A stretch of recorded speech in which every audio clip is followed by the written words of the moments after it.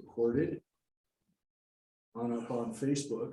I want to let everybody know that we're going to read this with the aid of the study of who wrote what part of the Bible, which we don't do all the time, but we're going to do it tonight. And I will tell you why, because it makes the story a lot more sensible. This is a really famous part of the Bible, and we are going to read it straight through one time so that you get a feeling for the way the text exists. If you are in synagogue reading it the way we've read it for a long time, and got it up here for everybody to see. This is the beginning of the Parsha. Yeah, it's chapter 37, Vayeshev, and it's part of the stories of Jacob and his family. And now we really move into the family, to his sons.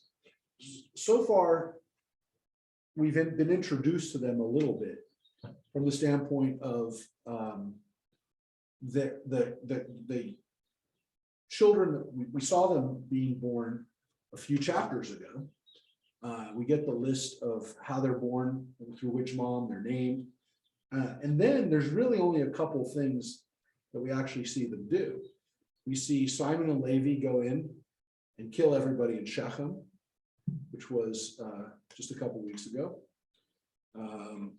We see Reuben essentially sleep with his stepmother, kind of, Bilhah.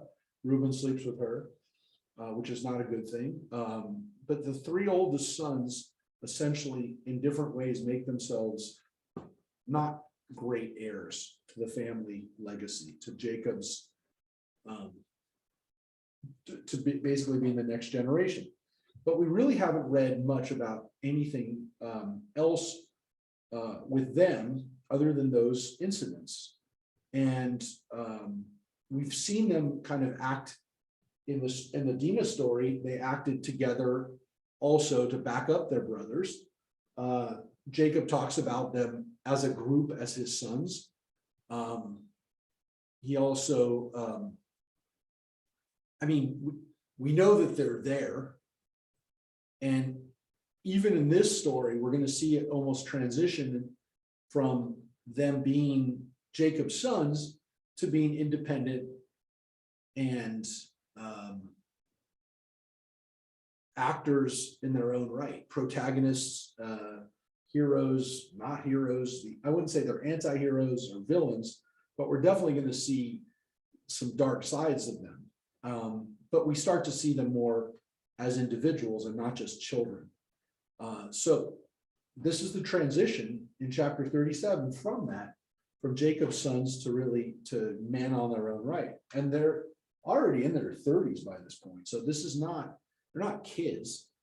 They're not young kids. They have children of their own.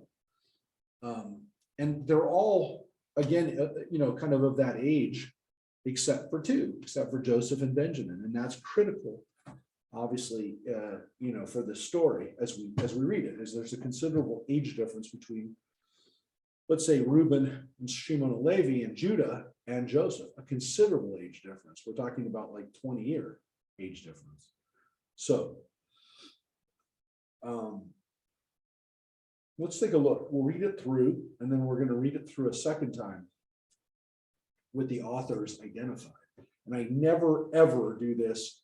The closest we did this was with the Noah story several months ago. But we didn't do it like this. And you'll see, again, how we will do this today. So let's take a look at Vayeshev, which comes from the very first word, Vayeshev Yaakov.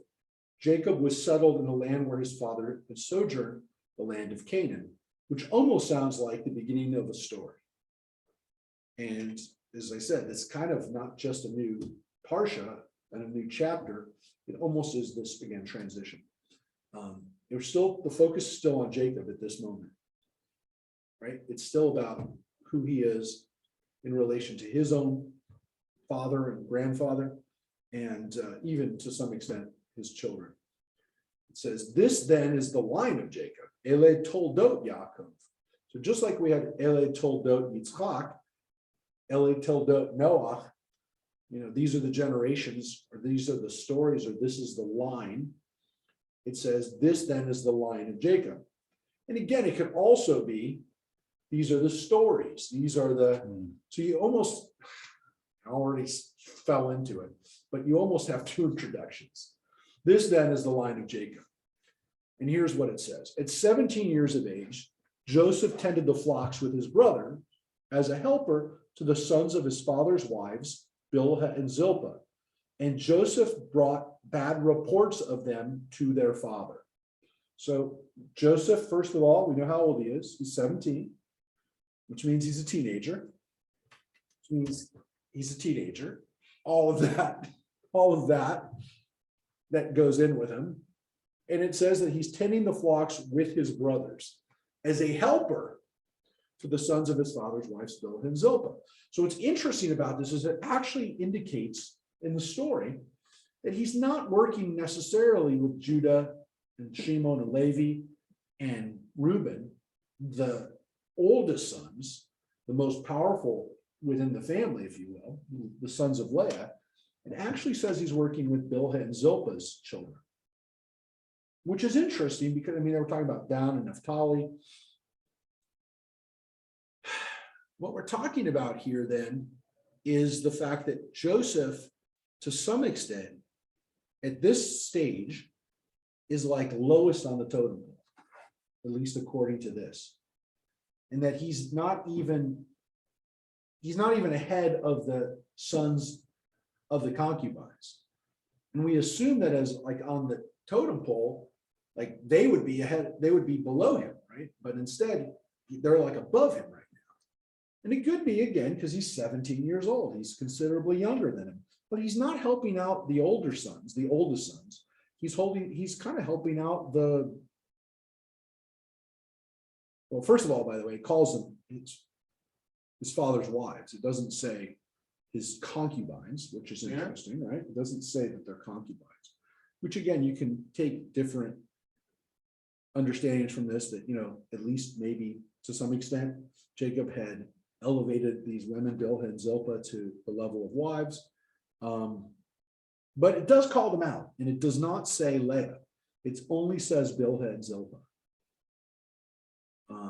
Do we know how old Benjamin was? So we don't know exactly how old Benjamin is at this point, but we kind of like would guess based on how old Jacob is. And I thought Benjamin is born after Joseph is. I thought Joseph doesn't even know about Benjamin. No. Benjamin was born in chapter 35. Oh, okay. How much time elapsed? So Benjamin, I don't think you were here a couple of weeks ago when we read chapter 35. Chapter 35 has the death of Isaac. It has the birth of Benjamin. Actually, also has the death of this woman Deborah that we don't really know much about, but she's the maid. She's the helper for Rebecca's maid. She was obviously a very elderly, respected woman. And of course, you read about Rachel's death because she died while she's giving birth to Benjamin. So we kind of said it's 3 funerals and a birth. Sounds like a movie. Yeah, bad movie. So Benjamin must have been like maybe 13, 14. Probably. No, probably younger. Younger than that? Probably like 3 or 4. Oh, that. Oh, probably really, really young. So there's probably a considerable age gap between Joseph and Benjamin too. There seems to be. Because Benjamin seems like he's a teenager when they're reunited in Egypt, or it doesn't seem very old when they're reunited in Egypt, which is, again, you're talking 20 years later. So can't be a teenager, but he could be in his young 20s. Doesn't seem old enough to have had kids yet. Anyways, the point is that there is there's a totem pole within this family. Right. And Joseph seems to be pretty low on it. And as we also read, that Joseph brought bad reports of them to their father. Now,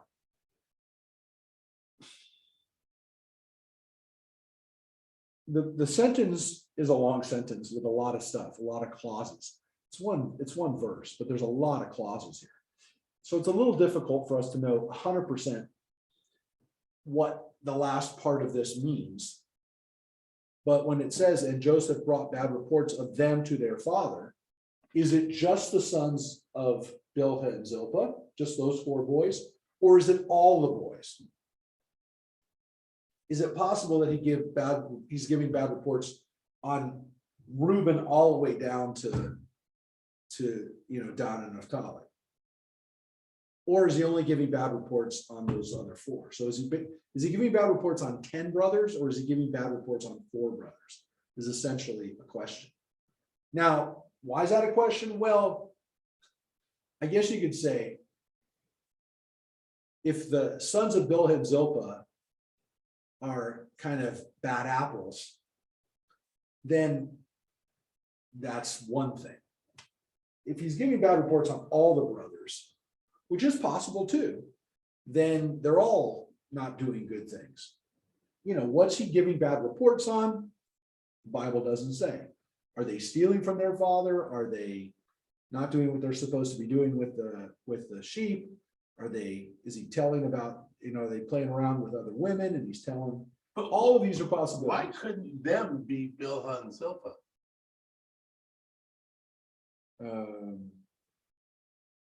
Bad reports of them, why couldn't it be them that report? Let me just see. I'm just curious about the Hebrew.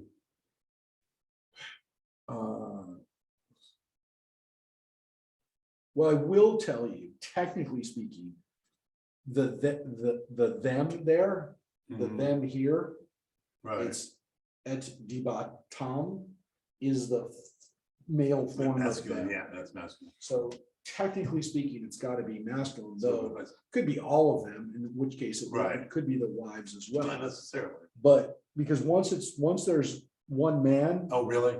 it's all men. So if the plural goes with the men, even if it's mostly women and there's one guy.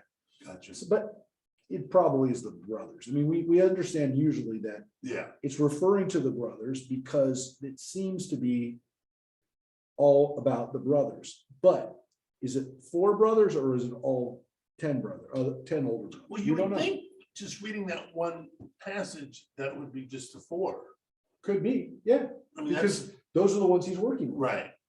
So I tend to go with that understanding. That's one of the traditional lines of understanding on this. But right off the bat, at least here, Joseph, to some extent, is tattling on Right. his brothers. Now, do we know that, by the way, that this is even true? It could be that he's making this stuff up. Does he have to tell his father? All of these things are possibilities that the rabbis consider, because to some extent, is Joseph creating a situation for him to, essentially be at fault, is a possibility.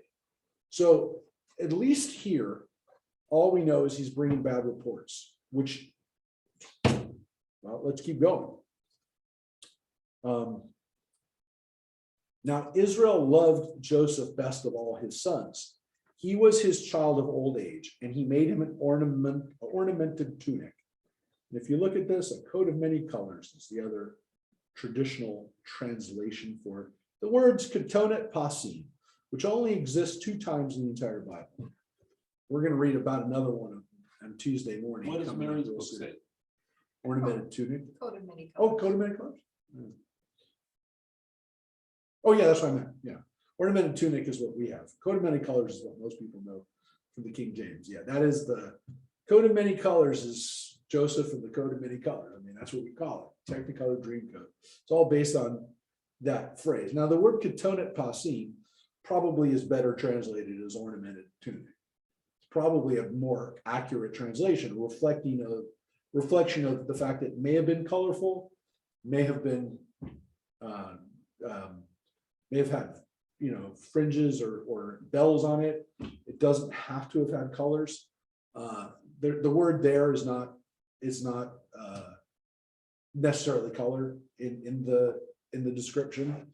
Of course, there's Donnie Osmond. Donny Osmond, yeah, wearing an amazing coat. All of us think about the coat of many colors because that King James translation is what we kind of grew up with, and we know that translation.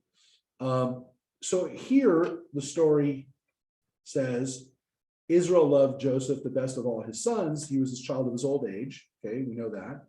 And he made him an ornamented tunic. So here we have the fact that Jacob, Israel, has given his son something that the other boys don't have. And that he indeed loved him more than the other boys. And it said to some extent because he's a child of his old age, which is an interesting phrase because why would that necessarily make him more beloved? Now, it's interesting because, what is the mentality there? Because you'd think, isn't the most loved child the oldest child, right? Isn't it the child that's born first that is going to be the person who takes care of the family? Not necessarily. No. Not necessarily. So for those who have dealt with the family dynamics in their own homes and their own brothers and sisters, Mhm. what's interesting about this is there does seem to be something specific though for Joseph, which is that because he's born to Jacob when Jacob is older, that there's something that happens there. There's a bond that happens there. As someone who's lived with not lived, but experienced a father having children in old age, that didn't quite happen in our family, but I can understand how it could have. Partly because, and I do know that this happens in some families, did not happen in mine. I want to make it clear. I'm 20 something years older than my youngest brother, 23 years older, 24 years older. I will tell you that if my father had stopped working at any time, then perhaps being retired and having more time to raise the kid, that would have made that child favored in a way that it makes sense. And that does happen with families. I know families where a man has a child later in life, which a man can do, well beyond the childbearing years, maybe of his first wife, which is what happened with Jacob. Let's face it, he happened to be married to all the women at the same time. But regardless, if a man has a child in old age and has more time to spend with that kid, then it could very well appear that that child is more loved than the older children. And there definitely are cases where that happens, where again, just by virtue of how much time the father has, it's a different relationship. Like I said, it doesn't always happen. It happened in my case, but it could happen, could conceivably happen. And I get it. I can understand how that could happen. And how the older brothers could definitely resent that relationship. Look, I will tell you that it's different when you have a boy and a girl, male and female, a man and a woman, even in an older age, where they are dealing with their parents and the relationship with a father or mother. There's a gender difference. But if everyone, or if you're talking about boys, one man or one boy to another, yeah, those competitions and those rivalries, those feelings of imbalance are definitely there. So the story is actually probably, I think, touches a nerve for a lot of people because they've experienced it. They know what it's like. There is something going on here which creates an imbalance in the family, which, you can guess is not going to work out well right from the beginning. So bad reports on Joseph's part, Jacob making a coat for his son of many colors or ornaments, and that doesn't make things good for the brothers. And Joseph, two things. But wait, there's more. And when his brothers saw that their father loved him more than any of his brothers, they hated him so they could not speak a friendly word to him. And so that's what we see is the consequence of this, is that they couldn't speak nicely to him. And it says specifically in this version or this part of the story, it has nothing to do with the bad report. It says right here, because their father loved him more than any of his brothers. It's not because of a bad report, at least here. They hated him so they could not speak a friendly word to him. So the Bible says that it was Jacob who essentially created this, at least here, who created this animosity within the family by his favoring Joseph. So part of the blame, at least here, has to be laid at Jacob's feet. Again, the brothers could have handled it better, but essentially, again, their response was to Jacob's favoring rather than the bad report. Now, the third piece. Once Joseph had a dream, which he told to his brothers, and they hated him even more. He said to them, "Hear this dream which I have dreamed. They were binding sheaves in the field, when suddenly my sheaf stood up and remained upright. Then your sheaves gathered around and bowed low to my sheaf." So that is the vision of the sheaves. His sheaf, his bound grain standing up and the other bound grains bowing to him. So that's the image that he's given them. But there's more. His brothers answered, "Do you mean to reign over us? Do you mean to rule over us?" And they hated him even more for his talk about his dreams. And dreams can come true. So his dreams create more animosity. And that's what it said. It added to his, to the animosity. What's the Hebrew word for dreams? So here it's halom, right? Halom, and it's the word's used a couple times.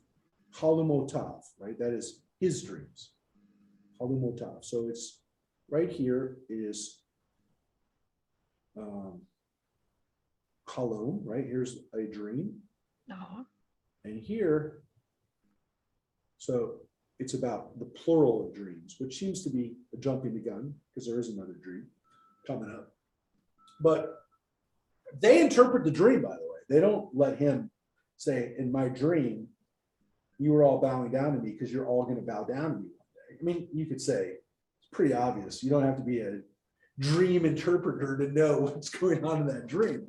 But they don't say, "Oh, did that represent that you're going to have better wheat harvest than we are? You're going to be more successful financially?" They literally say to him, "Are we going to bow down to you? Are you going to rule over us?" And as Mike says, that dream actually does come true. Don't give it away. You said it. You said it.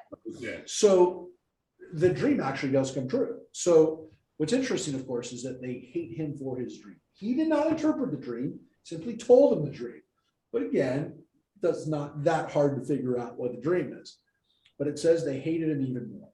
But what's interesting about this, and this is what can't be conveyed in the Hebrew. It's funny that you wanted to know what's in the Hebrew. I'm going to show you a little Hebrew, why the Hebrew is so amazing and why it's so clever. And I don't always do this, by the way. And again, I probably should, but there's sometimes when you got to do it. So here's the word. They say to him, "Do you mean to rule over us?" Right? And they hated him even more. And the word is, and you can see the word right here, Vayosifu od. So, so this is, they hated him. But the word is Vayosifu od. That's the word Joseph. Vayosifu od means Oh. in addition. Oh, Because his name is Yosef, which means Right. addition, to be added. And so here the play is on the name Joseph. Interesting. And this is where the Hebrew, like, for somebody who's hearing this, you played on his name. You Joseph. He Josephed. And that's what they just did. So this is why the Bible has these language puns in them and these plays on them. So does everybody see that? There's the word Yosef right there. Right. And so the word ode is more, but even more, and again, I don't know, what does the King James translate? Probably doesn't say even more. What does it say? Probably And says they hated him yet the more. yet the more. So they translated is yet the more, or yet the, instead of just additionally, and they additionally hated him. But that's where, if you had a translation of the text where it actually pointed out every time that not every time, but at least sometimes where the Bible plays on the Hebrew, the names and stuff like that would be really cool. So do that sometimes, but right there, got to do it. So here's the other dream. And it says, Vayachalein Ode, right? He had another dream. He dreamed another dream. He told it to his brother saying, look, I have another dream. I have another dream. And this time, the sun, the moon, and 11 stars were bowing down to me. And when he told this to his father and brothers, his father berated him. What? He said to him, is this the dream you've dreamed? Are we to come, I and your mother and your brothers, and bow low to you to the ground?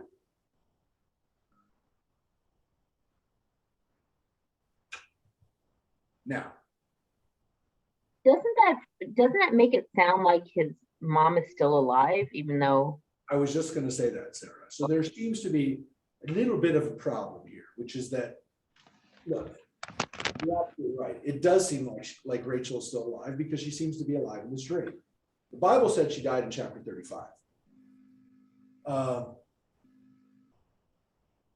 It is possible. There's so many different ways that this has been read and explained. So one possibility is that this scene happens out of order, right? Not that it's out of order, but it's kind of going back in time to when Joseph had these dreams. And it's not necessarily when Benjamin, the problem is it says 11. So the only way it can be that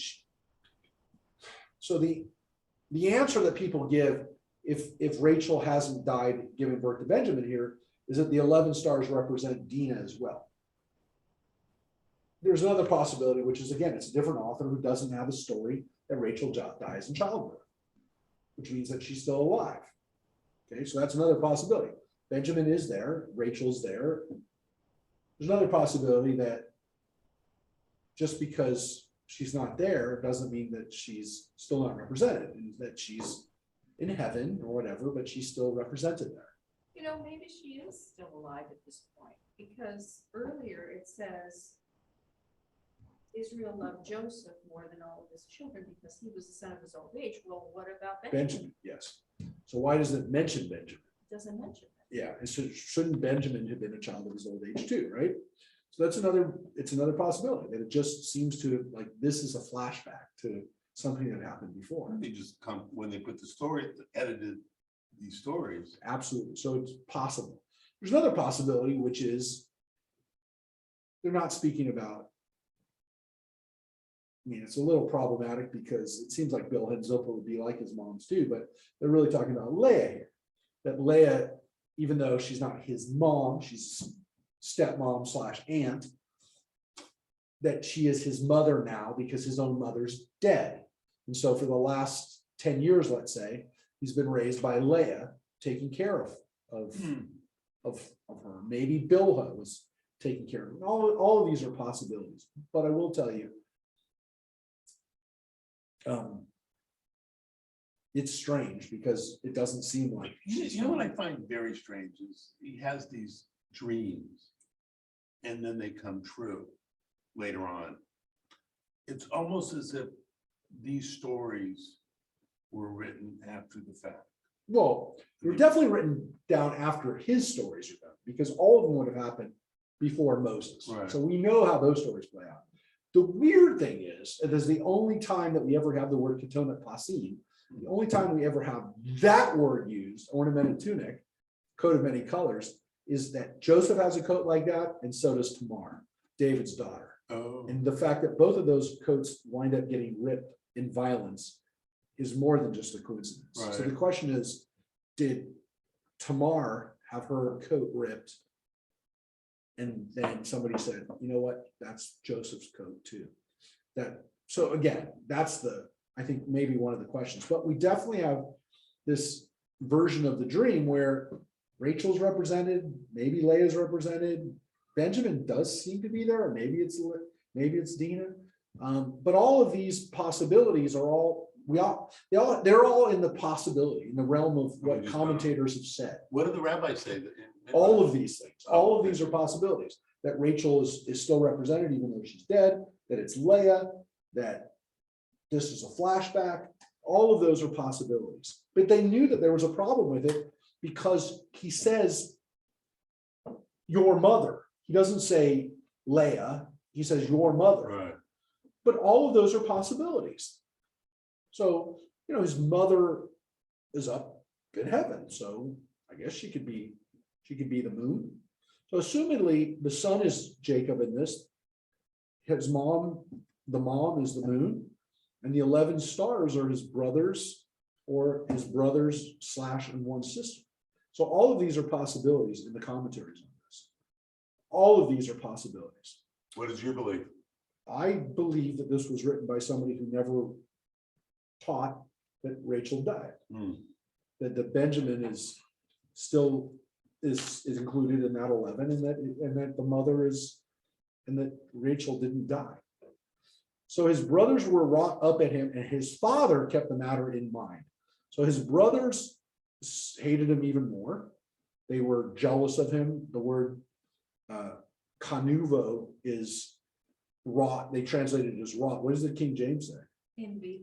Yeah, envied is, I think, a better translation. Envied or jealous, because kana means to be jealous. It's not just angry, however you translate wrought.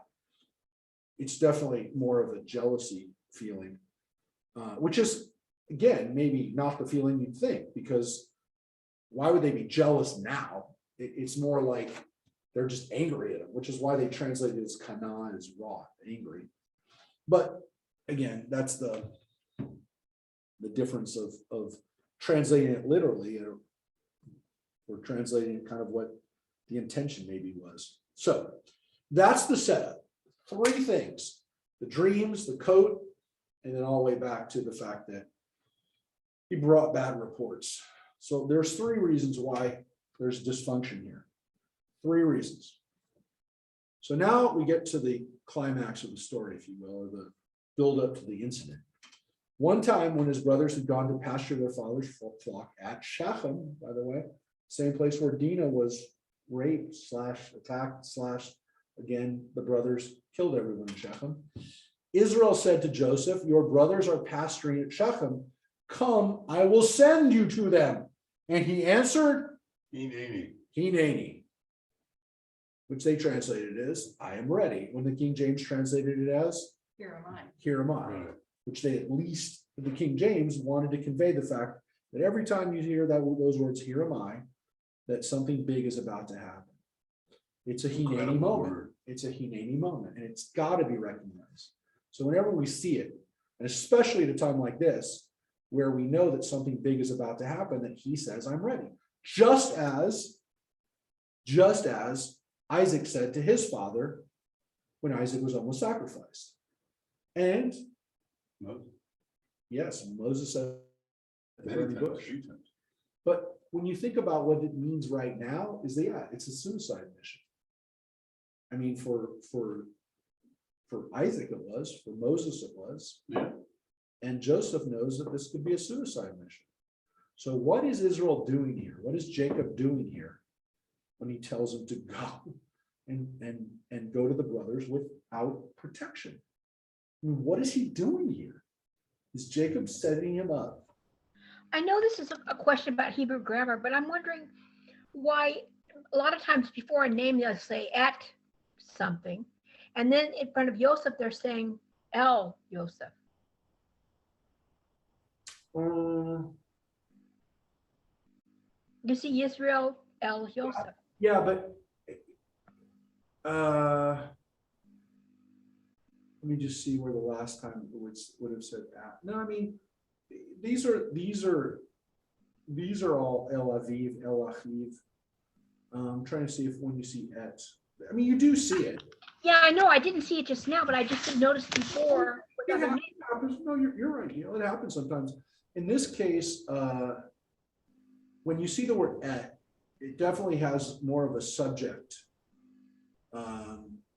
El is oftentimes, I mean, I wouldn't really say it's directional, but it definitely has that sense of,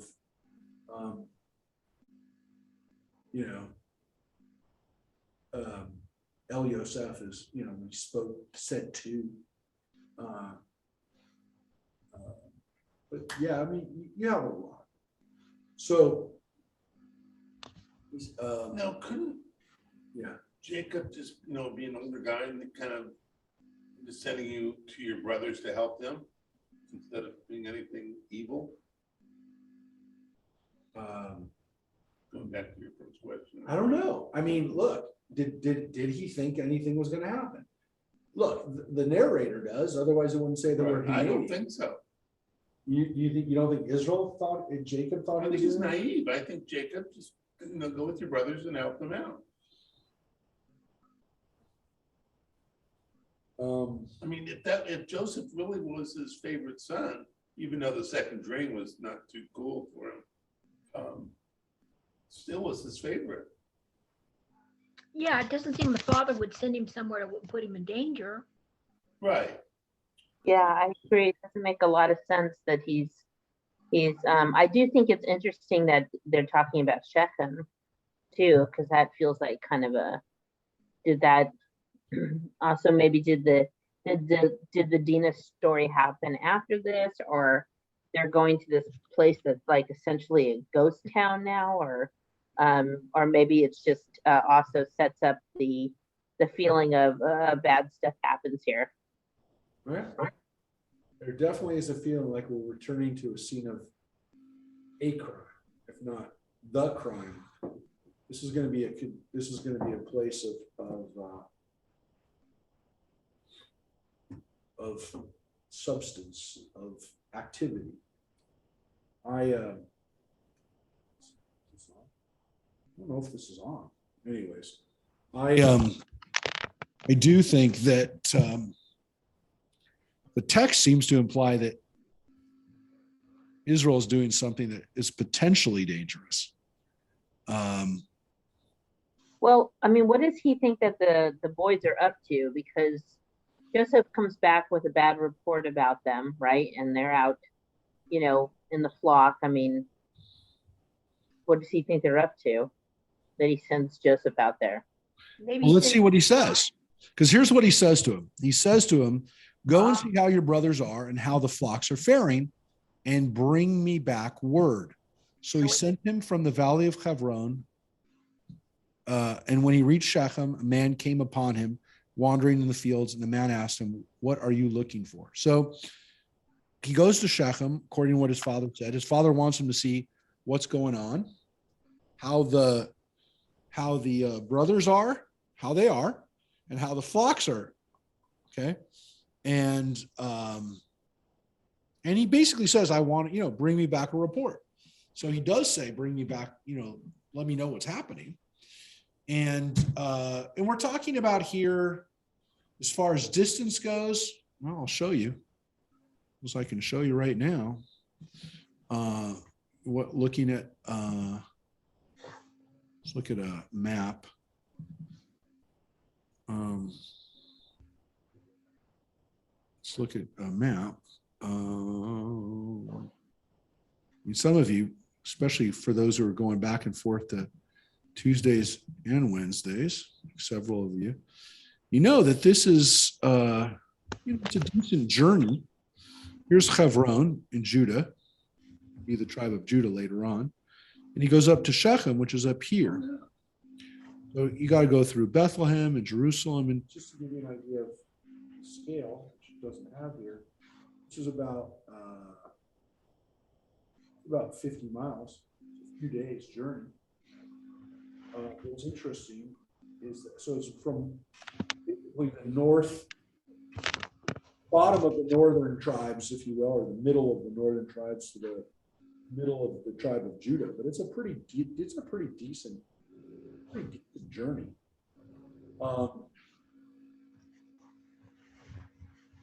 Definitely, I wouldn't say it's dangerous for a 17-year-old, but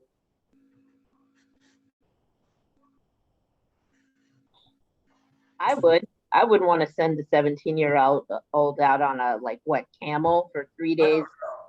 And by the way, we don't know that he's 17 in every. Oh. Because we're going to take a look at when we go through the author, but whatever. It seems a little risky, I think. But I wouldn't send my 17-year-old out on a journey like this. I wouldn't let my daughter. My daughter wanted to go to Coachella. I'm not letting her go to Coachella. I'm not letting her go to Shechem. But I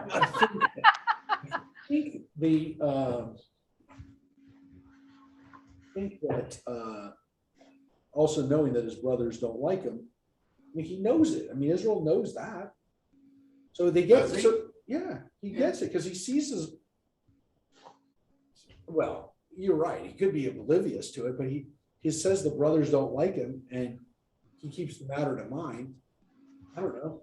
Yes, he could be completely naive, Jacob. Could be. So he gets there, and the brothers aren't there. And there's a guy there. And so he asks the guy, the guy actually says to him, "What are you looking for?" So again, this man sees him and asks him, "What are you looking for?" So the man is not named. He's not named. Now, do the Midrash have? Oh yeah, the That Midrash has a good answer for who he is. Who? He answered, we'll get to it. He answered, "I'm looking for my brothers. Could you tell me where they're pasturing?" The man said, "They've gone from here, for I heard them say, 'Let us go to Dothan.'" So Joseph followed his brothers and found them at Dothan. So it's kind of weird that some random guy knows where they are. I mean, it could be. I mean, the guy just happened to be there, and these guys stood out. These 10 brothers. The guy that buys them. Maybe around the gas station, the local oasis. I mean, we don't know. I mean, it really doesn't say, but it does interestingly. It does say camel stop. Yeah, the caravan. So he says, it says a man came to him, and the man asked him, and the man said. So it says the word man 3 times. And the Midrash, or one of the Midrashim, that's kind of the famous Midrash on this, is that it's not a man at all. When you see a man being named 3 times as just a man, it's a code for the fact that this is an angel. This is a divine being that sends him here. Because if Joseph doesn't find him, then nothing else can happen. So if Joseph can't find him, the story's over. There is no story. There is no Egypt. There's nothing. So essentially, exactly. So there's an understanding here that everything had to happen the way it happened. And in this moment, once the brothers are gone, God needs to actually send a divine messenger to make this all happen. Now you can make the argument that means that God knew what was. You understand that God would know what would happen, but that God wants this to happen, and He wants it to happen the way it's going to happen here, which means that to some extent that God has to intervene to make it happen, which seems kind of weird because Joseph has to lead a pretty tough life in order for everything to happen the way it's going to happen. All of it kind of then to some extent rests on this angel. And there's a wonderful kind of more modern midrash on this, which I've shared before, which is that this guy represents the person or the people that we meet in our lives. We never know their names, but they completely change our destiny. And sometimes, again, it's simply just being at the right place at the right time and sending someone in a different You ever read direction. the book by Mitch Album, The 5 People You Meet in Heaven? Yeah. and similar. Yeah, so talking about Mitch Albom's book, 5 People You Need in Heaven. This is an interesting one because there is this kind of understanding that sometimes we don't even know their names. Right? We don't even know the name of the people that send us off in a different direction. Right? And so whoever is that person who at that moment puts something in your direction or in your way that has you go a different direction can totally change your life. And there are moments like that where people we don't know do that. Some of us have those moments where we can point to and say our lives would have been totally different if this thing hadn't happened. And there's the modern midrash goes even further, that as Joseph looks back on his life and thinks about his life, you know, he says, when I was in the pit, I cursed this man for telling me, you know, where they were. And then when I got to be the head of Potiphar's house, I thanked him for being where I was. You know, I was I'm so glad that this happened the way it did. And he says, when I wound up in the prison, I cursed the man again for you know, putting me in this situation. And he says, and then when I got elevated next to Pharaoh, I thanked him. You know, I thought about him and was grateful for my chance encounter with this man. And again, it depends on where you stop your life, whether you look at these things as blessings or curses, you know. And when you realize that none of this will happen, if this one thing doesn't happen, you don't know whether it's bad or good necessarily, whether this chance encounter, whether this person is an angel or somebody that, you know, messed up your life, some random, you know, guy that ruined everything. So it also depends on where you look at it, when you look at it. So it's an interesting kind of midrash too, which is, you know, how do people change our lives? I think the batteries are dead in here. Yeah. So this angel, this man who helps Joseph find them. And it says, as we just read, Joseph followed his brothers and found them at Dothan. And now how far is Dothan from? So that's a good question too. So it's not going to be on this map.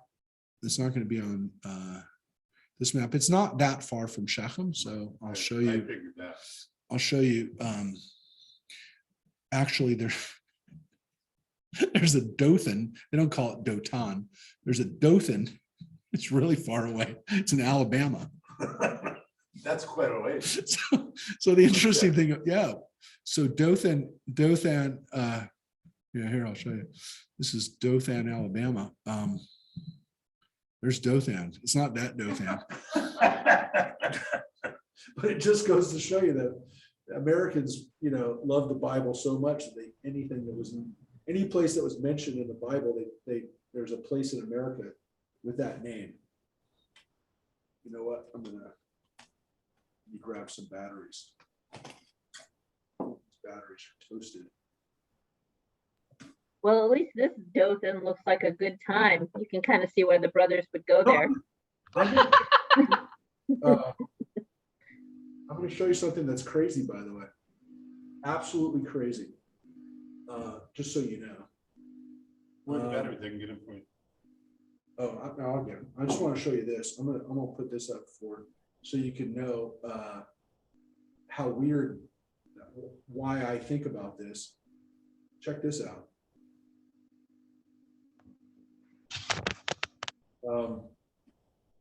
A millionaire paid Jews to move to a small town in Alabama.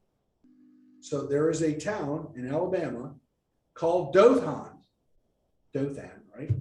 And a millionaire paid $50,000 for Jews to move to Dothan because he didn't want to see this Jewish community disappear. This is a real story. So I don't know if this is still going on. This was going on up till a few years ago. People were being paid, if they were Jewish, to move to Dothan. So this is Meyer Bloomberg. There you go. Paid to have people move into this Jewish community. He didn't want to see it die. Crazy, right? So there's a real Dothan, and there's a real story about what happens in Dothan. But I will show you this. So there is a Jewish community there, or at least a few people who've been paid. And I will show you where it is on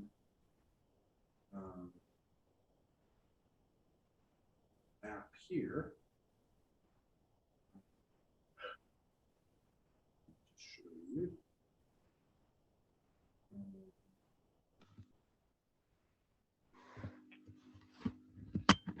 Share this one. So this is where Dothan is today, which here's the Jezreel Valley, by which we were talking about yesterday in Tuesday morning class. Jezreel Valley. There's Beth Shan, which is where Saul's body was taken to. Saul's killed up here, right near here. He's at Shunem, right here. There's Endor, where the witch was. So here's Shechem. Where? Shechem is right here. Right there. There's Okay, Shechem. gotcha. And there's Dothan. So we're talking about, that's about 5 miles. Is that it? Yeah, that's about 5 miles. There's Mount Gilboa. That's where Saul actually got killed. And that's where his body got taken to. So, yeah, so these are in the hill country. You can see the mountains, it's no mountainous. It's up in the hills, but it's in the hill country of Ephraim. This is the area of Ephraim and Manasseh that we talk about. That's where they are. So let's get back to the text. So it says, Joseph followed his brothers and found them at Dothan, and they saw him from afar. And before he came close to them, they conspired to kill him. So you can also say here, they made up their mind before he even said a word. They just see him and they've decided they're going to kill him. And it's not a guy, it's not one of the brothers, it's they. And it doesn't even say which one. It's a plural. There's more than one that wanted to kill him. And they said to one another, here comes the dreamer. So notice that they don't even call him Joseph, right? They make fun of him. They call him the dreamer. Come now, let us kill him, throw him into one of the pits, and we can say a savage beast devoured him. We shall see what becomes of his dreams, right? But when Reuben heard it, he tried to save him from them. He said, let us not take his life. And Reuben went on, shed no blood, cast him into that pit out in the wilderness, but do not touch him yourselves, intending to save him and restore him to his father. So notice there, folks, what did Reuben try to do? Everybody, tell us. What did Reuben try Trying to to save his life. Yeah. Kill him without killing him. No, because he intended to save him from. He was gonna go back to the pit and get him and bring him back to his father. Yeah, so Reuben wants to save him, and Reuben's going to save him by letting the brothers think that they will kill him, but he's not really going to kill him. So that's the plan. The plan is we're going to pretend I'm going to have them think he's dead, but we're not going to kill him. By the way, I don't know if Reuben really thought out this plan, because what's going to happen to him once he comes back and gets him? What's Reuben's plan? Now, Reuben, of course, is the oldest brother.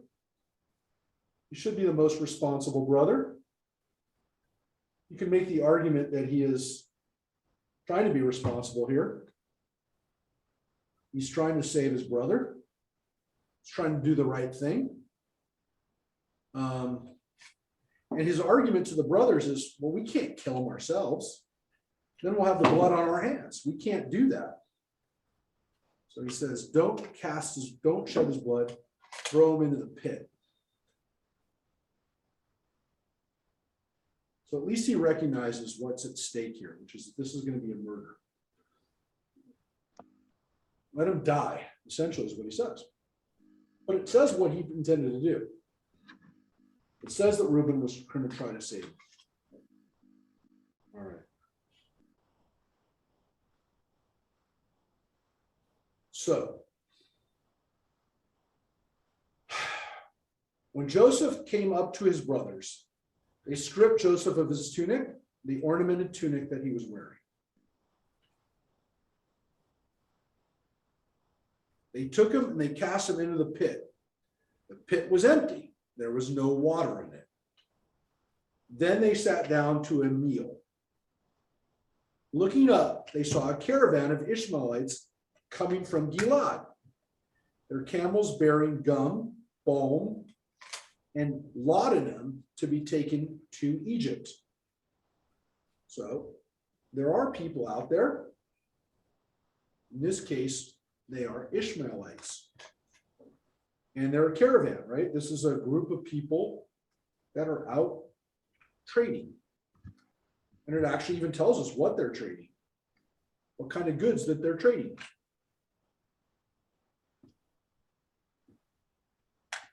So these are Ishmaelites, they're Arabs.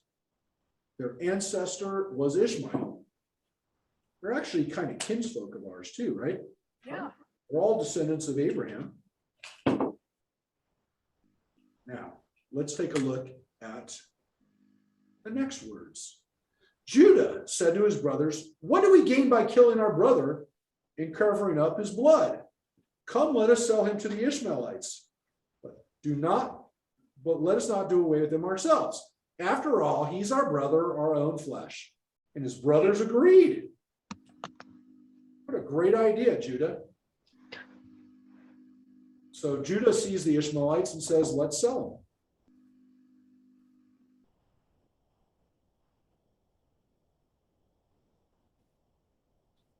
When Midianite traders passed by, they pulled Joseph out of the pit. They sold 20 pieces of silver. They sold Joseph for 20 pieces of silver to the Ishmaelites who brought Joseph to Egypt. So Midianites came by, pulled him out, and then sold him to the Ishmaelites. 20 pieces of silver considered a lot? That's a lot of money, but it's what a normal slave would have gotten in those days. So he's not getting like much more. It's a lot of money though. You're getting a slave person for roughly what a slave would come to. But, that's on the open market. These are guys that are literally, selling him into slavery. The problem is, was it Midianites who pulled him out of a pit, or was it the brothers who sold him to the Ishmaelites? It's not clear. It will be clear in a moment, folks. I promise you I will make this clearer. You know what? Yeah. Midianites and Ishmaelites. Yes. So Midianites are mentioned here. And Midianites are also descendants of Abraham. Right? They're descendants through Keturah, the next wife of Abraham, the last wife of Abraham. So the Midianites sold. Seems that way. Yeah. Well, they pulled him out of the pit. Maybe the Mennonites are the only one that had a long enough rope. I don't know. But here it's the Midianites. Then Reuben came back to the pit and saw that Joseph was not in the pit. He rent his clothes. There's more clothes being torn. And it says, Vayikra et bigarav. He did kriya, which is what we do when we tear our clothes when someone dies. He tore his clothes. Again, torn coat. Returning to his brothers, he said, the boy's gone. Now what I'm going to do? They took Joseph's tunic. So, by the way, it seems like here that the brothers don't tell him what happened, right? They don't tell Reuben what happened. They took Joseph's tunic, slaughtered a kid, dipped the tunic in the blood. Okay? They had the ornamented tunic taken to their father, and they said, we found this. Please examine it. Is it your son's tunic or not? He recognized it and said, my son's tunic. A savage beast devoured him. Joseph was torn by a beast. Now, the commentary likes to point out that the brothers really didn't lie to the father. They let the father's imagination run. And they basically said, we found this, we don't know what it is. Now, again, splitting hairs. Yeah, I mean, they dipped it in blood and handed it to him. They knew exactly what their father was going to say.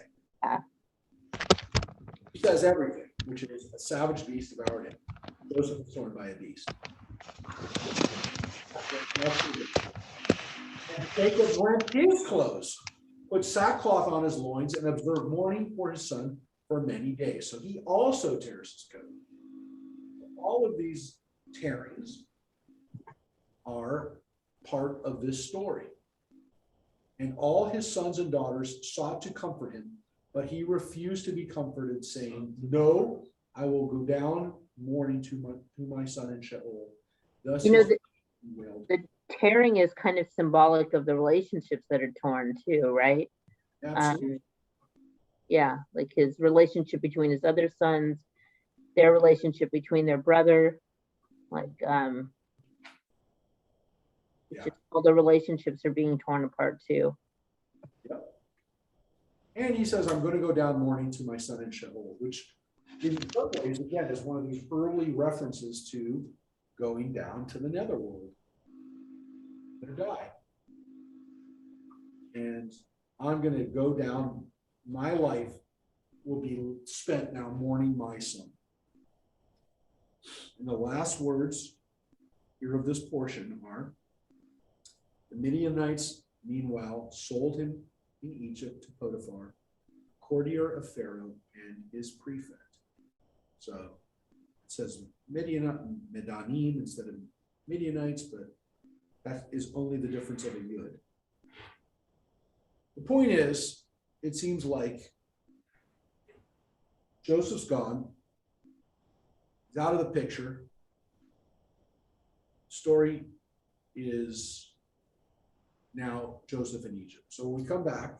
Right, and the Midianites got them out of, wait, the Ishmaelites sold it to the Mennonites?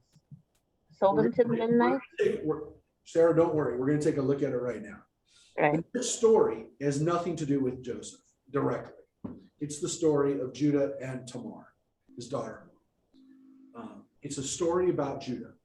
So chapter 38 is not taking place in Egypt. Chapter 39, which we'll read, takes place in Egypt. I'll show you. Chapter 39, Joseph was taken down to Egypt. Potiphar, courtier of Pharaoh and his prefect, brought him from the Ishmaelites, who brought him there. There it says the Ishmaelites had brought him there. I will tell you that's actually an important line for us to look at, because the last word here is the Midianites, meanwhile, sold him to Egypt. So in case you thought one place says Midianite, the Midianites took him and sold him to an Ishmaelite, well, at least in that text, the Ishmaelites were there. So in order for that to be true, it has to be a mixed bag of Midianites and Ishmaelites. The much easier answer, my friends, is that this is a very, very obvious place where there are two authors. Right. That's what we're going to take a look at now. As I promised that this will be one of the few times when we actually look at the authors. And I will tell you that part of the problem was, for me, was when I read this story, it didn't really make sense. But when I read it with the authors pulled apart, it made a lot of sense. So what's interesting here, I'm going to show you the different authors, especially. So this is not a peace story, so to speak. It's not a priestly story. There's two versions of this. There's the author that we call E, and there's an author that we call J. Now the J author is a Judahite author that we normally refer to as a southern author, or he's from the tribe of Judah. Why is that important? Because guess what? In his story, Judah's the hero. Not really a hero, but he's the one who actually saves Joseph. You want to call it a hero, maybe an anti-hero, but he's the son who steps up. The northern author, the author we refer to as E, in his story, Reuben is the savior. Now I will tell you this: these stories are also very easy to see who's who. And normally we don't know the E or J author. It's harder to find them because they refer to God differently. which is why they're called E and J. The J author is not called J because he's from Judah. He's called the J author is because he uses the word Jehovah, which is not God's name, but it's the corruption of the Yud He Vav He name. The J author is the author who refers to God as Adonai, Yud He Vav He. The E author is one who refers to God, as Elohim. Would you say that Yahweh was as much a corruption as Jehovah?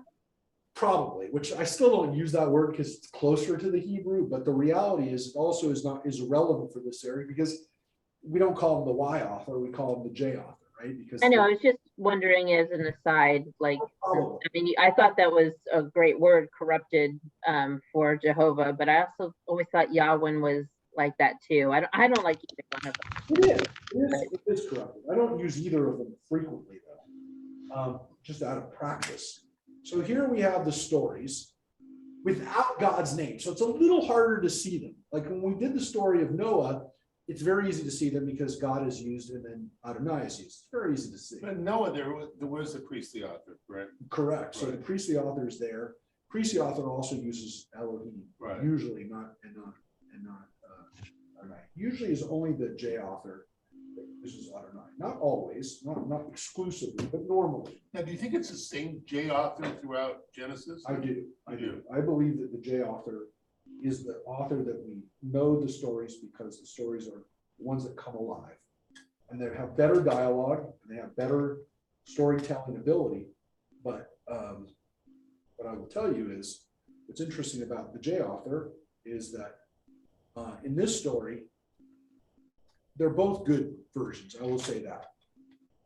But remember also, for the northern author, Joseph is their ancestor, right? So Joseph is the ancestor for Ephraim and Manasseh. So he's the hero to some extent in the northern area, more so than let's say Judah would be of the sons. So it's not just that the brothers are good or bad, it's also where Joseph lies in this story. So let's take a look. And what's interesting about this is that we also have, as you can see, other authors, or I would say redactors or editors, because the very, very first line here is actually from the editor. And Jacob lived in a land where his father was a stranger, sojourner in the land of Canaan. So that Vayeshev Yaakov is Jacob. Now, what's really easy to see is when he's called Jacob and when he's called Israel. That's one of the giveaways in this story. But I will also tell you that this line, which really seems like an intro line, is absolutely an intro line. And it really, according to this, was not even part of the other author. The other next line, which is also a redacted, or not so much an editor, but the priestly author is the author says, Ele Toldot Yaakov. These are the generations of Jacob. Now the question is, when do we see that author again? We don't in the text that we have right here. The rest of the story is going to be the E and J authors. So here we have, and what we'll do is we'll read the stories through in the blue and in the black, since we already saw, we already read them woven together. Now woven together, they're okay, except when we get to the Midianite and Ishmaelite. That's where we start to go, what's going on? So here's the story, the way we've got it. We'll read the E story. We'll read the E story first. Actually, yeah, we'll read the E story first. So that's the black. That's the black. So here's the E story. Israel loved Joseph more than all his other children because he was the son of his old age. And when his brothers saw that the father loved him more than all the brothers, they hated him and could not speak peaceably to him. Wow. And his brothers went to feed their father's flock in Shechem. And Israel said to Joseph, "Are not your brothers feeding the flock in Shechem? Come, I will send you to them." And he said to him, "Here am I." And he said to him, "Go, I beg you, see whether it is well with your brothers and well with the flocks, and bring me word again." So he sent him out from the valley of Hebron, and he came to Shechem. And a certain man found him, and behold, he was wandering in the field. And the man asked him, saying, what do you seek? And he said, I seek my brothers. Tell me, I beg you, where they feed their flocks. And the man said, they have departed from here, for I have heard them say, let us go to Dothan. And Joseph went after his brothers and found them in Dothan. And when they saw him from far away, even before he came near to them, they conspired against him to slay him. And Reuben heard it, and he saved him from their hands and said, let us not kill him. And Reuben said to them, shed no blood, but throw him into this pit that is in the wilderness, and lay no hand upon him, that he might rid him from their hands, to deliver him to his father again. And they took him and threw him into the pit, and the pit was empty, and there was no water in it. And they sat down to eat bread. Then passed by the Midianite merchants. They drew and lifted Joseph up from the pit. And Reuben returned to the pit, and behold, Joseph was not in the pit, and he tore his clothes. And he returned to his brothers and said, the child is not, and I, where shall I go? This is a better translation of it. And the Midianites sold him in Egypt to Potiphar, the officer of the pharaohs and captain of the guard. And now the whole thing makes sense. Absolutely. The Midianites are the only ones who are involved in this. They came by and took him out before Reuben could get there. It's not that the brothers decided and then the Midianites came. Now read the other way, which also reads better. Joseph, being 17 years old, was feeding the flock with his brothers, and the lad was with the sons of Bilhah and Zilpah, and the sons of Zilpah, his father's wives. And Joseph brought to his father their evil report, and he made him a coat of long sleeves. And Joseph dreamed a dream, and he told it to his brothers, and they hated him even more. Now, what's interesting about this story, if you noticed, is that in this version, Joseph brings an evil report, has a coat of long sleeves made, and has the dreams. Now, the other author does have the father loving him more, but there's actually, it doesn't even matter that he made him the coat, because the brothers hate him because of that. But in this story, Joseph almost asks for it. And this is what you'd expect from the author from Judah, who doesn't really, it's not that he dislikes Joseph. Joseph is still the hero of the story. But to some extent, Joseph asks for it a little bit. Because now in this story, Joseph did some things. In the other story, Joseph didn't do anything other than happen to be loved by his father. In this story, Joseph dreams dreams. He told it to his brothers, and they hated him even more. And they said, here, I beg you, the dream which I have dreamed. For behold, we were binding sheaves in the field, and lo, my sheaf arose and also stood upright. And behold, your sheep stood around and made obeisance to my sheep. And his brothers said to him, shall you indeed reign over us, or shall you indeed have dominion over us? And they hated him even more for his dreams and for his words. And he dreamed yet another dream, and he told it to his brothers and said, behold, I've dreamed a dream, again a dream, dreamed again, dreamed a dream. It's not a great translation. And behold, the sun and the moon and the 11 stars made obeisance to me. And he told it to his father and to his brothers, and his father rebuked him and said to him, what is this dream that you have dreamed? Shall I and your mother and your brothers indeed come to bow down ourselves to you, to the earth? Brothers envied him. His father kept the matter in mind.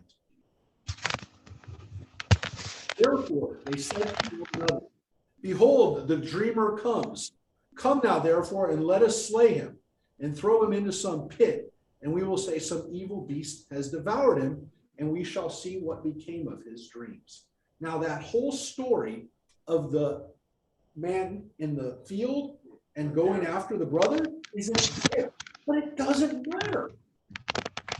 Also, Jacob doesn't love him more than anybody else. What? Jacob also doesn't love him more than the other brothers in this. Correct. Which makes sense if you want to make it so that Jacob, well, It doesn't say anywhere that he loves him more. more of the coat having a role to play in the story rather than he loved it more. But what's interesting about this story is that the father never did anything to set him up or to put him in that situation. The brothers literally see him one day and going, hey, there's that guy. And look how it looks so much better after he has the dreams. His brothers envied him, but his father kept it in mind. And they said to one another, behold, this dreamer comes. Now let us therefore slay him and throw him into some pit. So he didn't even have to be out on a journey. This just happens one day. And it came to pass when Joseph came to his brothers, they stripped him, Joseph, of his coat of long sleeves, which they translated as coat of long sleeves, that was on him. And they lifted up their eyes and looked, and behold, a company of Ishmaelites came from Gilad with their camels bearing gum and balm and myrrh, going to carry down to Egypt. And Judah said to his brothers, what profit is if we slay our brother and conceal his blood? Come, let us sell him to the Ishmaelites and let our hand be upon him. For he is our brother and our flesh. And his So brother. there's no pit either. And they sold, well, wait a second. The issue is they're going to say they're going to throw him into a pit. Right, but he's never thrown in a pit. He never is in the pit. They have him, they hold him, they're holding him when these guys come by, it's an accidental, fortuitous, in both cases it's fortuitous, but there happens to be some band of traders that come by. But in this one, they haven't even thrown him into the pit yet when they come by, and the brothers sell him. And they sold to the Ishmaelites for 20 pieces of silver, and they brought Joseph to Egypt. And again, those kind of 20 pieces of silver, the coat of many colors, those are the kind of things that the J author throws out there, which is why some people say it was even a woman who wrote this story, because she's more focused on the details than the other authors, maybe. And they took Joseph's coat and they killed a kid of the goats, and they dipped the coat into blood. And they sent that coat of long sleeves, and they brought it to their father. And they said, this is what we found. Know now whether it is your son's coat or no. And he knew it, and he said, it is my son's coat. An evil beast has devoured him. Joseph is without doubt torn in pieces. And Jacob tore his clothes and put coins and mourned his son for many days. All his sons and all his daughters rose, and it says daughters, but it does, I really want to point out, it seems to imply there's more than one daughter, rose up to comfort him, but he refused to be comforted, and he said, I will go down to Sheol, my son mourning. Thus his father wept for him. And then the next line would be, the line in 39 would make sense when it says, again, as we saw, that author, chapter 39, which was actually part of the same author of J, Joseph was taken down to Potiphar, and they brought him from the Ishmaelites who had brought him there. So now the story makes a lot more sense. Absolutely.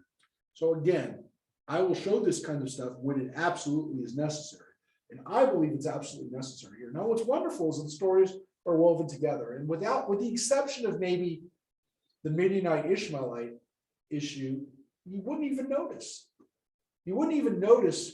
Well, you do it because they call him Jacob Israel and they call him Jacob. You know That's true too. They call him by different names. But you could say, it's like they call him Mike or they call him Michael. I mean, you could say that. I don't like that answer, but you could say that it doesn't change. I mean, the point is the story is woven together so beautifully. And you're right. Yeah. When you see the different names of God woven together, you also say, well, why does it say God sometimes? And why does it say, Adonai? Well, you can also make the argument it makes the story flow better because you don't see the same word every time, right? So it's like using a synonym, right? So But if you use a synonym, it doesn't But sound so even our prayers repetitive. on Friday night, sometimes you see Elohim and sometimes you see, I don't know. Well, by the time we got to our prayers, the rabbis wanted to combine those words. So that's why we have Adonai Elohim. The one By who that calls point, do them together. What? the one who calls him Israel, is that also the same author that talks about the man that he meets? I'm just wondering, Yeah, because Jacob meets a man and then becomes Israel, and when he wrestles with him, so is this man in the same one where he calls him Israel? yes. So you could say that the Jacob meeting angels and getting called Israel and doing it, yes, is Okay. is the E author. So yes, this is also part of it. And also, quite frankly, the author is more concerned with cities in the north, which include Shechem and Dotan and these places in the north where Isn't they Alabama want to have the the South? story. What? Isn't Alabama in the south? Yeah. You know what's Okay. interesting too is that despite the fact that one comes from the north and one comes from the south, they are both similar enough that they feel like they did have a a similar origin, before they split to the north and the south. Oh, yeah. I mean, the fact that there's two Joseph stories indicates that, again, that the story was told in both places. That's Right. how. And the story outlines are similar enough that they feel like they came from one source at some point, right? They're both essentially Joseph wasn't liked very much. He had some, and he gets sold to Egypt, and that's how we end up down there. So I think both stories you have a version, you have these common denominators where Joseph, either because he's hated because of the father. Look, when I study this and when I teach this with kids, I always say there's I always ask the question after we read this, and I love reading this with kids. Who's at fault here, right? And it's interesting to see kids discuss this too, especially kids that are teenagers. Is it the obvious issue is it's the brothers, right? But then look, Joseph's responsible for part of it, right? So there's, I think, like a degree of responsibility that Joseph has. It seems to be a little bit more in the J author than in the other authors. Though again, in all the authors, the brothers do something wrong. But of course, the rescue brother is either Reuben from the north or Judah from the south. And so we have a guy who tries to save the day, who's representing both divisions, if you will, the north and the south. So there's a hero brother, and it's one of the oldest brothers. It's either brother number 1, Reuben, or it's brother number 4, Judah. But again, with Judah, it's obvious because that's Judah. I mean, that's the tribe of Judah. So it's very obvious that Judah is the hero in this story, or is at least the brother who does the right thing by saying, let's not kill him. So Reuben,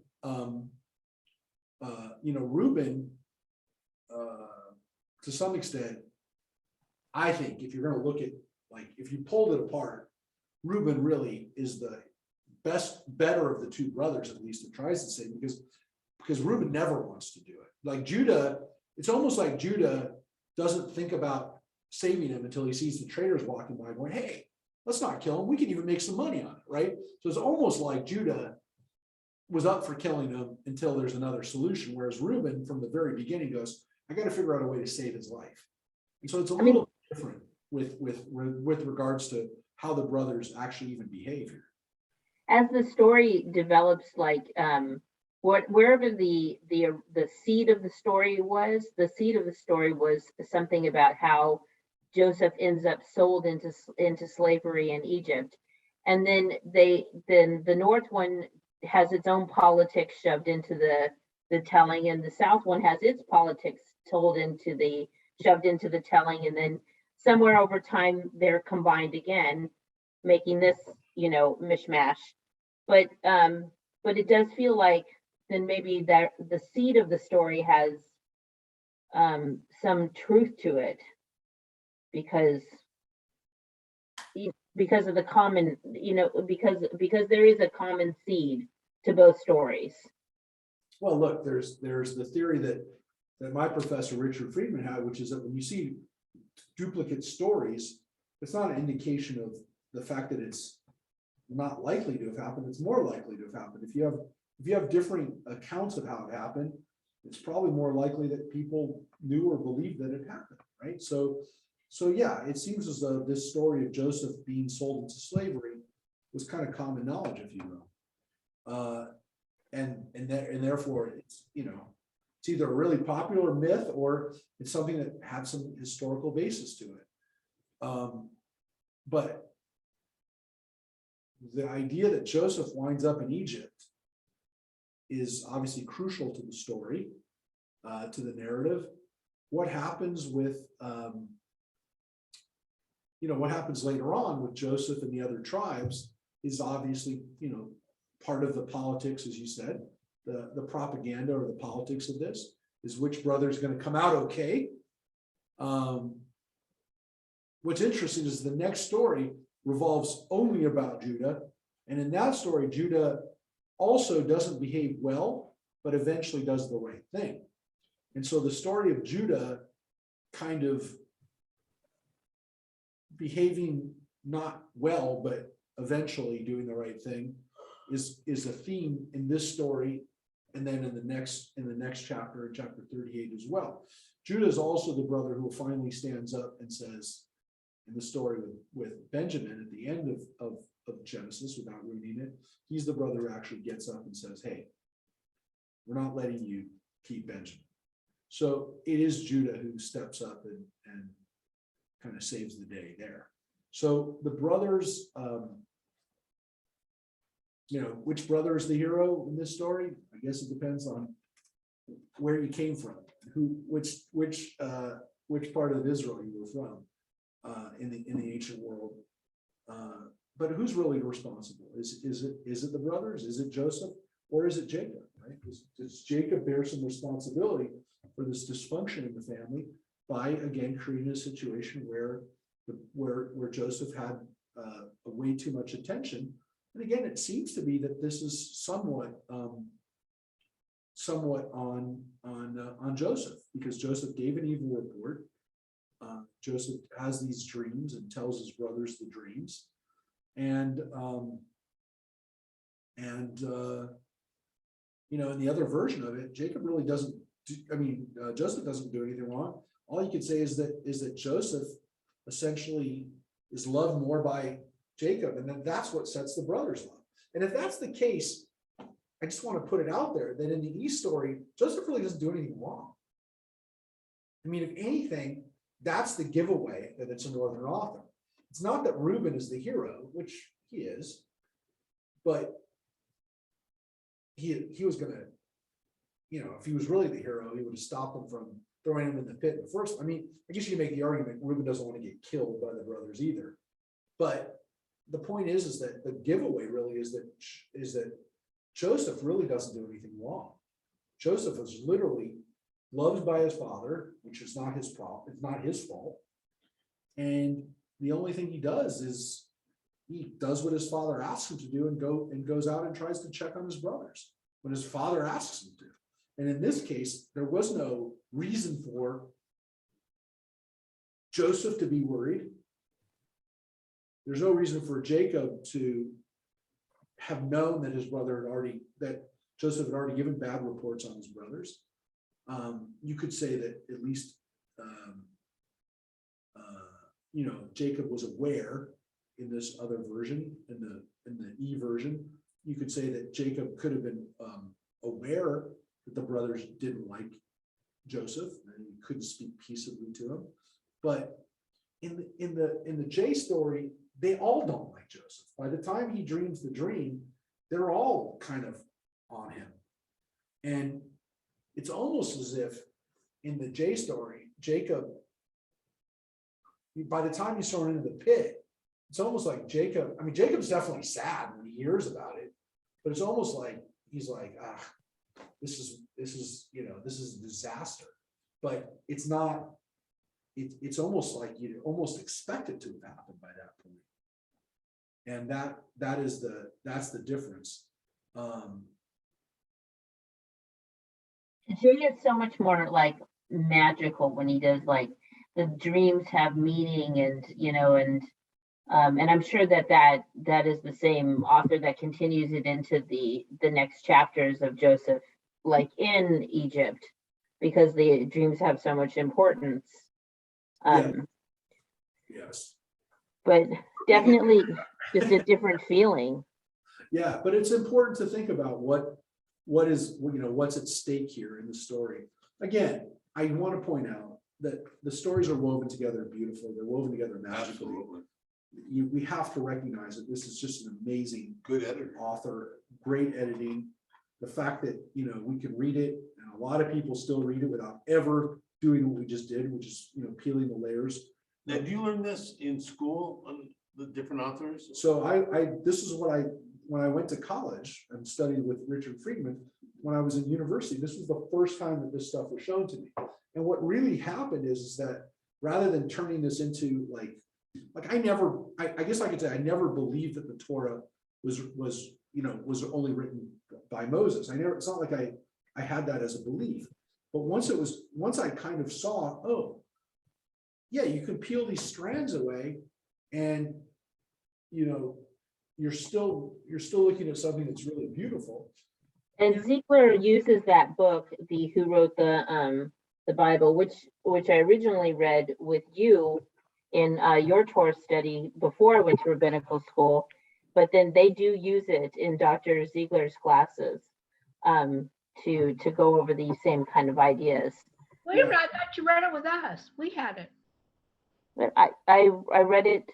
Rabbi Blazer mentioned it first when we were learning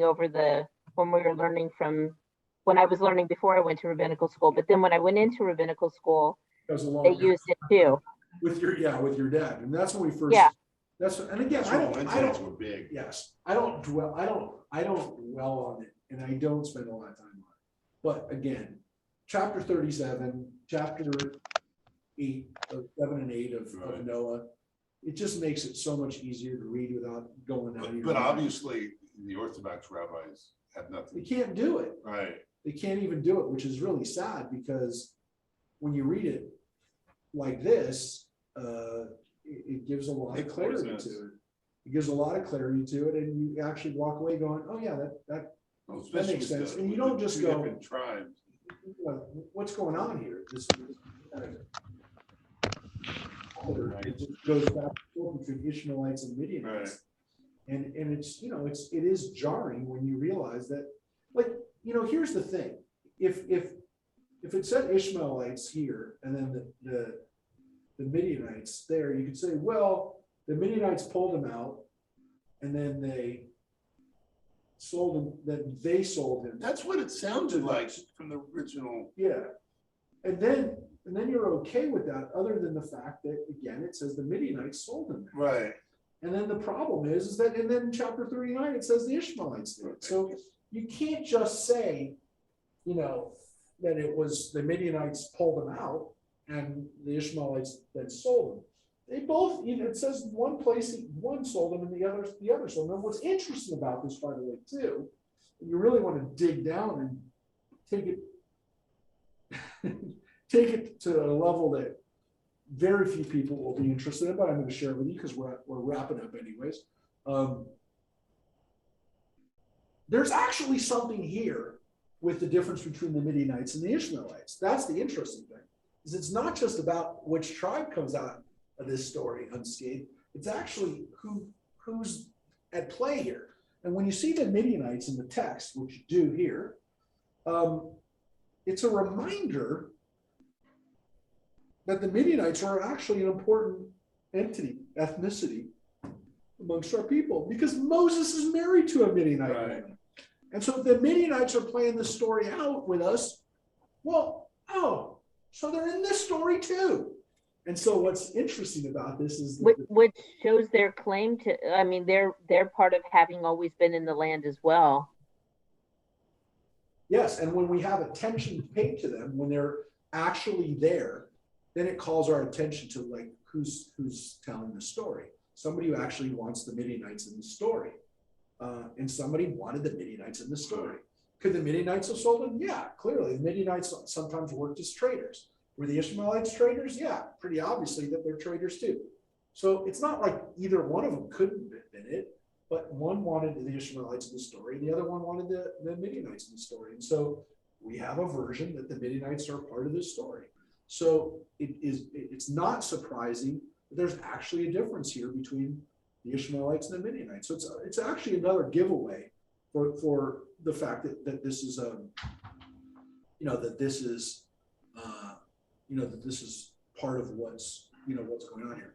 I will also point out too that when we look at those things, when we look at what countries, what nationalities are mentioned in the story, right? So whether it's a Midianite or an Amalekite or an Edomite or a Moabite, those things do have bearing.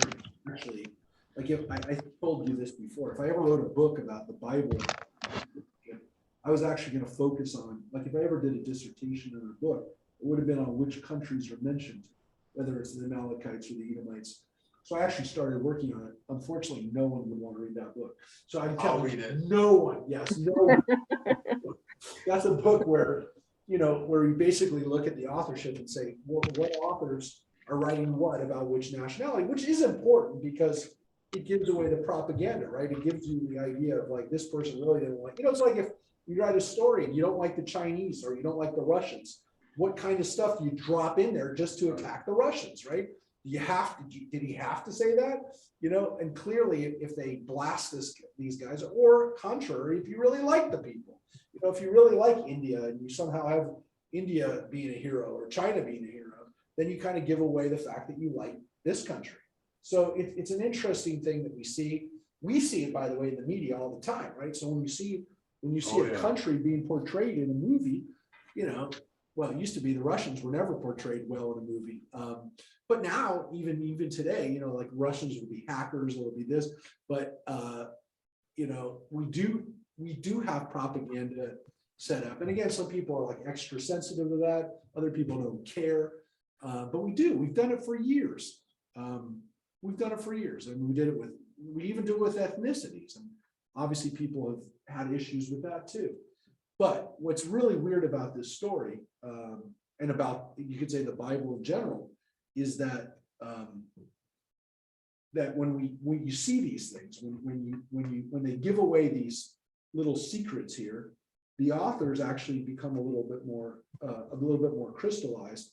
And when Moses being married to a Midianite is a good thing, the Midianites are good. When the Moses being married to a Midianite is a bad thing, the Midianites are bad, and it kind of gives it away a little bit as well. And so the other thing too is that when we talk about like where did the Jewish people come from, like when you were talking about Shechem's, all of the people end up getting woven into the family of Jacob, and then the Mennonites get woven in with Moses, and like it does show that like all the threads of what makes us who we are, that all these threads go into Egypt, and are maybe, and then I guess we're there 200 years, or maybe we're not, and then maybe we're slaves, maybe we're not, and then we come out and we meet up with Canaanites, and we form into who we are in the beginning. I don't know, it's complicated, right? Like I guess I've been getting a lot of, were the Jews really slaves in Egypt?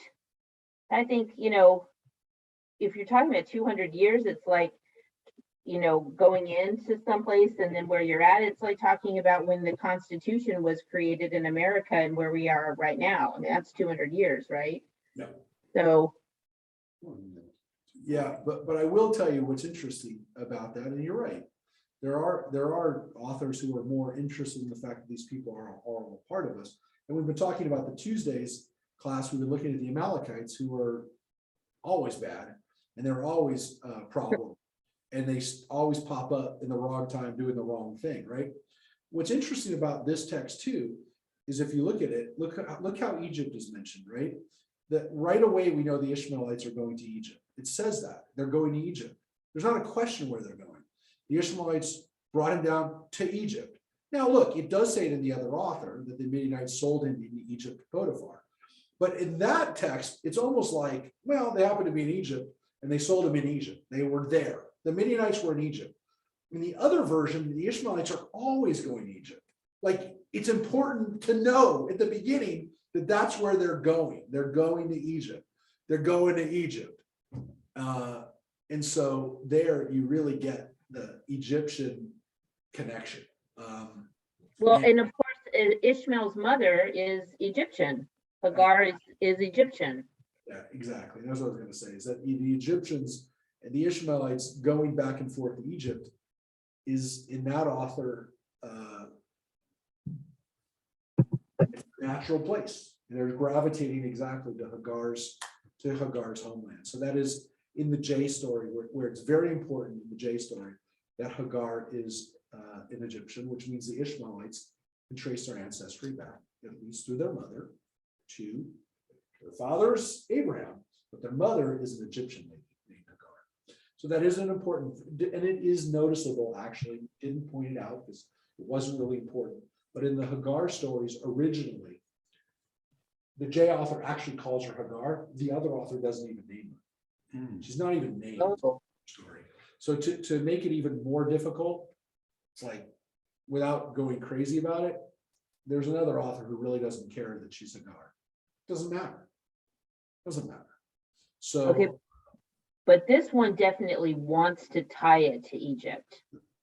Hagar is Egyptian. The Ishmaelites go back and forth to Egypt, and they are always going to Egypt.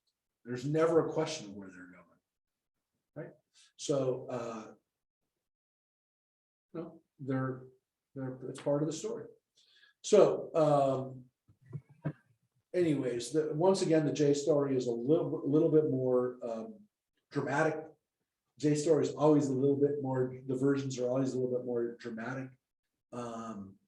You know, let's slay him, throw him into the pit. Evil beast devoured him. I mean, that's the way. You know, that's the way the story comes alive. Right? And there's more of a story too, it seems like. Yeah, there's always more of a story. Whereas with the E story, you kind of just get the details. You know, Right. we get the information. We get the information. I mean, this story is a nice story with The facts. with the guy in Dotan. Yeah, he's got the angels and the dreams. We don't really know his name, which kind of lends, we said, to the mystery, but not really dramatic. It's more mysterious than dramatic, and that's the difference. And again, it's just Jay's a much more vibrant storyteller, and there's also more conversation. The conversations go back and forth. Very rarely does the E author even have anything more than, what's the answer? That's the answer. Like you said, only the facts. There really isn't. There really very rarely are discussions, if you will. In J, somebody will say something, the person responds, and then the person responds back, and that's a conversation, right? Otherwise, you know, there's literally just, you know, do this, okay, what's your answer? That's your answer, okay, and that's it. And so that we don't, that's what we get usually in the E story. So,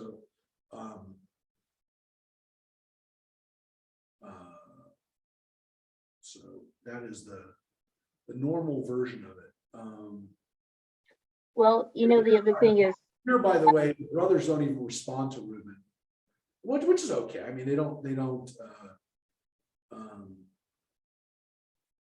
respond to Judah either. But anyways, of course, for the J author, it's not just a coat, it's not just a garment, it's the coat of many colors. And for the other one, it just has long sleeves.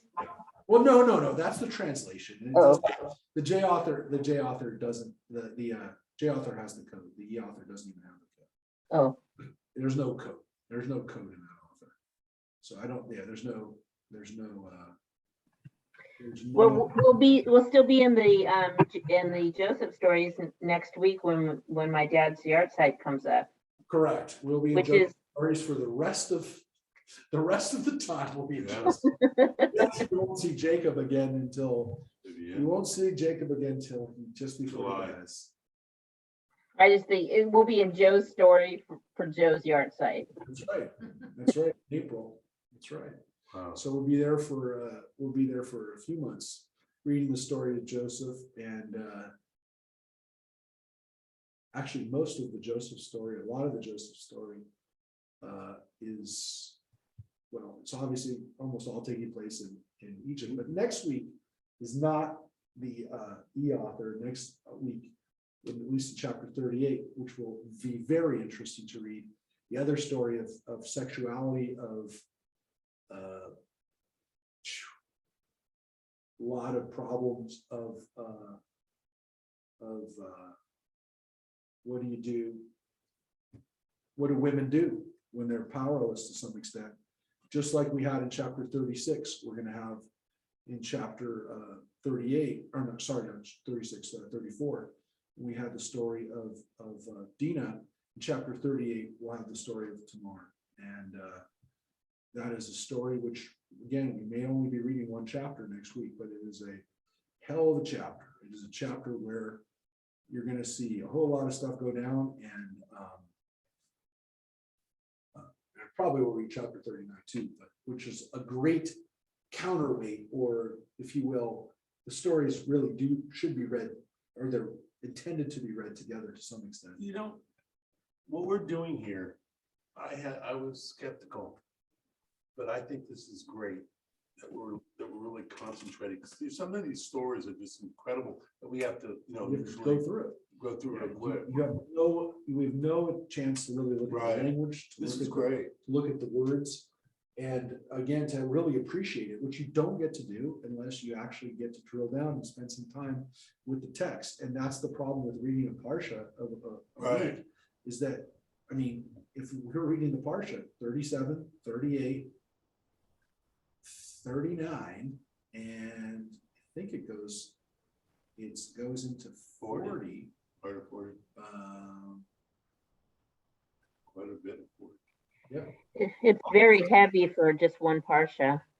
Yeah. And so you go all the way from So you really Joseph and his can't brothers. really concentrate on them. Nope. No, and this is great because we can compare the Hebrew with the translation. Right. You know, and you actually look at the Hebrew. Yeah, and to look at the geography and everything else. So again, Yeah, this is where being able to look at the words and to be able to, again, to see the power of how these stories are just, again, they're really, it's not just that they're important stories, right? They're the foundational stories of Western civilization. They're actually beautifully written, and the how clever they were.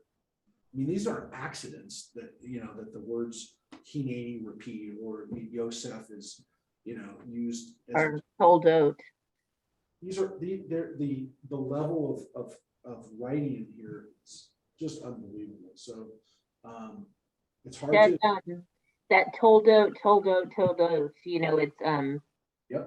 I mean, that has that, like, and then stories of Noah, and the stories of Jacob, and the stories of Joseph, and And the fact that is a way for us to kind of step back and go, hey, this is really the next section, right? These are the stories of I also like the way you take us and show us how far away these cities are. It doesn't become this city, and you'll show us modern city, what it has become today, so I kind of get a picture of where they are. It's not just, a really important thing too.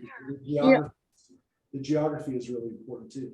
But it's also interesting to think about, in some ways, how close these places are too, because sometimes they seem far away and they're not really far away, and sometimes you just don't really know. And what's interesting about these two is I wish I had a better understanding of how, of like driving these or walking. I'm never going to walk these, but I say never, but not Get like on a camel next time you're in Israel and just I mean, I can't believe I'll be killed if I did that. Walking or riding through the West Bank. Right. So every place that we're talking about here, from Shechem down to Hebron, you'd either have to go through military checkpoints, you'd go through people who would be trying to kill you. And yeah, I mean, the reality is, as much as I'd like to kind of imagine what it'd be like to do this, you can't do this. You can't even take people on a journey like this where we could go walk down to Dothan, or we could walk around Shechem. We can't walk. You and I cannot walk around Shechem. It's impossible for us to do that. And that's really sad, but I mean, it doesn't seem like it's going to change in my lifetime. And again, as we heard today. well, until you showed the map, though, I mean, I thought of the story of, him going out to his brothers, like he's just going out to the field where they're like herding the sheep. I never thought of it as a journey, that he's taking this journey, almost like the way Abraham and Isaac take this like 3-day journey to do the the binding. there's Joseph is also on a journey for a couple of days, right? To Shechem. But I will tell you, also, as I was gonna say, is that unfortunately today, there actually, some of you heard, there was an attack in Beersheba today, a shopping mall, 4 Israelis were killed in an attack that happened in a mall. And it was in Israel, it was not in the West Bank, it was in Beersheba. Oh, no, I hadn't heard that. In a mall, a shopping mall? Outside a shopping mall, yeah. The attacker hit a cyclist with his car, killing the cyclist, and then exited his car at the mall and stabbed 3 people to death before being shot by My God. a bus driver. By the way, the dead included 3 women and a man. 3 women. Stabbed, went like, it's such an up close and personal way to kill somebody. Yes, and he killed 3 women. One of them, I think, was a mother of 4, so 3 or 4. So, yeah, this happened yesterday, yesterday in Israel. So, or whatever, I don't know. It happened, just happened. So there's the story. You also know that Madeline Albright passed away too. Who? Madeline Albright. Oh, yeah, yeah. I saw that. Madeline Albright. Which I still, by the way, find that astounding, if not completely unbelievable, that a very bright woman did not know that 4 of her grandparents, all 4 of her grandparents were Jewish. That's kind of still, I find that unbelievable. I just want to tell you, it's not that I say she's lying, but she's a smart woman. She never asked that. She never thought that perhaps her ancestors, that all were killed, all 4 of her grandparents. Ask whether they might have been Jewish, but I don't know. I can tell you stories of as doing chaplain stuff where you're talking to someone who never told her daughter that she escaped from Vienna, Austria, and then came to America and raised her kids Protestant. They had like no idea. yeah, That she's dying, and she says to me, how could I not have told her? Grandparents died. all 4 grandparents died in the Holocaust, died in Europe during the war. I mean, again, unless her parents just completely lied to her and said that they all just Well, that's what she murdered. says. But they do. That happens. I hear these stories that they don't know that they have any Jewish ancestry. She's a bright lady, though. Very She's bright a woman. lady. She was a very She went to bright lady. Harvard or something. I mean, she's a bright woman. He never thought, hey, this is suspicious. I don't want to know anything about my grandparents, where they came from. She never Right. asked her parents, well, where did they come from? Your parents. I guess it's possible. I found it kind of unbelievable, but I'm not gonna dwell on it. She seemed like she was a nice lady, give her a hard time. And now she's dead, so especially not gonna give her a hard time. But if I ever met her, I was planning on asking her, you really never had any Well, you'll meet her suspicion someday. in heaven? Yeah, that's right. Then she hopped up. All right, everybody, have a good rest of the week and look forward to seeing you on Shabbos, everybody. Stay healthy and stay good Okay. mood. Do our work to keep this world peaceful.